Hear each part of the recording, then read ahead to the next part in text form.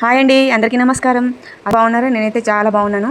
మనకు ఆనియన్ నుంచి ఎన్ని హెల్త్ బెనిఫిట్స్ ఉన్నాయో అలాగే స్ప్రింగ్ ఆనియన్ నుంచి కూడా అన్ని బెనిఫిట్స్ ఉన్నాయండి.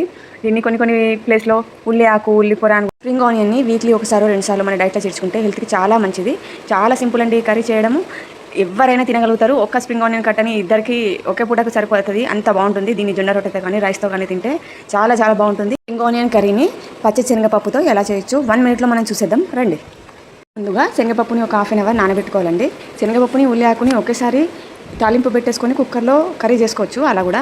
కానీ ఆకుకూరలని ప్రెషర్ కుక్కర్లో ఉడికించడం అంత మంచిది కాదు అంటారు కాబట్టి నేను ముందుగా ఓన్లీ నానబెట్టిన శనగపప్పును మాత్రమే ఉడికించుకున్నాను. ఒక 3 విజిల్స్ వరకే. కొంచెం పలుకు ఉండేలాగానే ఉండాలి.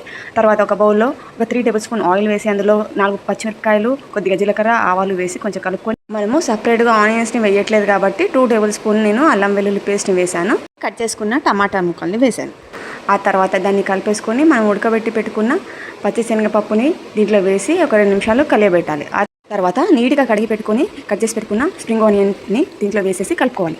అందులోనే కొద్దిగా పసుపు, కొద్దిగా కారం, టేస్ట్ తగినంత ఉప్పును వేసి బాగా కలుపుకోవాలి. కలుపుకొని దీనిపైన మూత పెట్టాలి. కింద అడుగంటకుండా ఆ మూత పైన నేనైతే కొన్ని వాటర్ని వేస్తానండి. అయితే కింద అడుగంటదు, మాడిపోదు.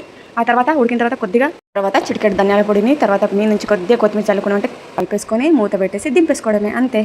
ఆనియన్స్లో anti cancer, anti ageing, anti bacterial agents అన్నీ ఉన్నాయి. ఇన్ని హెల్త్ బెనిఫిట్స్ ఉన్నాయని తెలిసాక కూడా ఇంకా లేట్ ఎందుకు, మీరు కూడా తప్పకుండా ట్రై చేయండి. మా మైరా కుట్టి అయితే చాలా ఇష్టంతో తినది. See you again, bye.